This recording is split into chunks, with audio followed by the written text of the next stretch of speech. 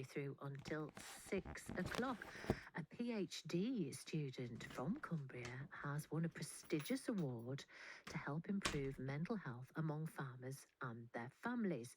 Sarah Kyle, who lives near Walton in North Cumbria, is studying at Northumbria University, and she has received the Routledge Roundtable Commonwealth Studentship Award worth £5,500 to help her with her research into farm-related stress and how to improve well-being within the farming industry. And Sarah is with us this evening to tell us a bit more. Congratulations, first of all, Sarah.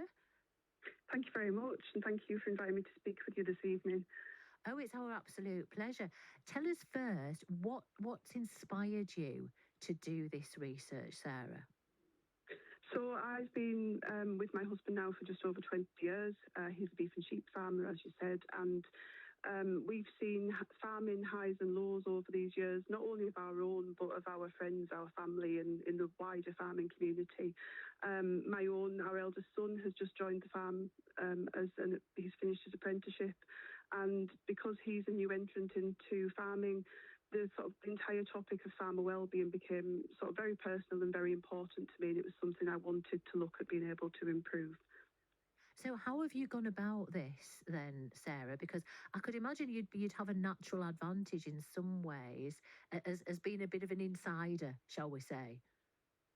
Yeah, I mean, obviously, being on the farm for 20 years, we've experienced all of the stresses that can come about in farming. You know, they range from the weather, scheme compliance, the government, all of the red tape and bureaucracy that go alongside it. But what's really important to us is part of our research is that we speak to as many different people in farming as possible.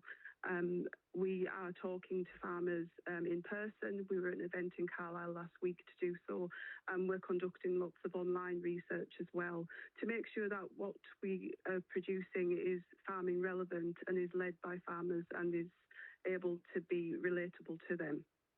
Why do you think this is such an important subject then? Because, I mean, you clearly think that, and the fact that you have attracted this award means that there are other people out there who also think that.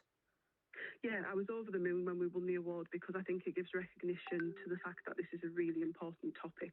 And obviously it gives us the ability as well to develop this measure in the Canadian farming community as well, which is what we're going to use the funding for. It's farmers that, it's a difficult industry. It's an industry that they're working in, 7 days a week, 365 days a year, and they have very little control over the outside pressures that they face. And that can lead to lots of different mental wellbeing problems. On top of all that, they're obviously isolated quite often at the time. They don't have the ability to form the same social connections that people who are working perhaps in an office 9 to 5, Monday to Friday do.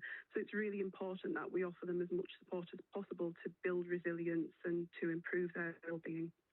So how difficult is it to measure stress then? I mean, when you're talking about a specific group of people, they're a very wide and varied group of people, and in your case as well, an international group of people.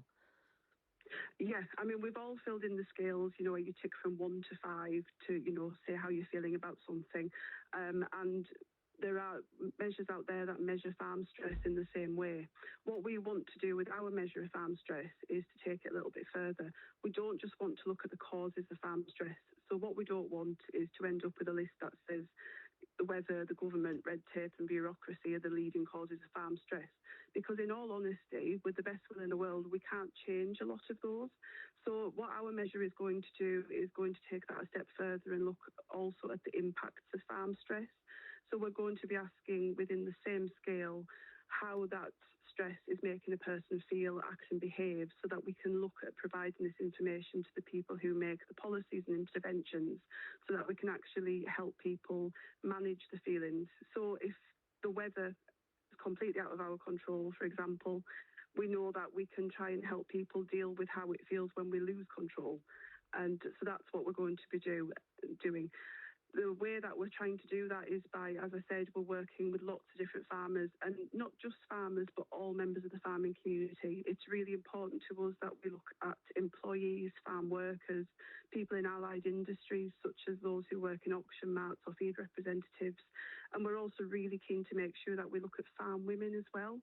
We did a study earlier in the year, and we had an amazing response of 440 women who signed up to take part in that study, because there's a whole invisible army of women out there who are involved in farming but don't necessarily get the support that they need to. So we're making sure that we encapsulate responses from all measures, all sectors of farming, to be able to make this information correct. And more than that, we're also going to make sure that when we put the wording together, we do that using people from the farming sector as well. We're going to be advertising in the next couple of weeks to see if we can get some volunteers to come along and actually help us with the words, so that we make sure that the farming scale that we come up with makes sense to the people who are going to be answering it. So you're speaking the same language.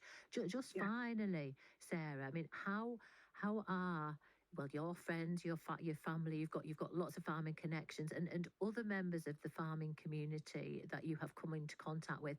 How are they reacting to this? Because it isn't always something that people want to admit to, is it? It's not. It's still a very closed topic. People don't necessarily still want to talk about the mental well-being. In terms of support for me and support for this research, everyone that we've come across so far has been exceptionally supportive. It's something I think that everyone can understand, and I think we all know somebody who's struggled with mental well-being, whether that's in the farming community or not. So everyone seems to be on board, and we're getting the support we need.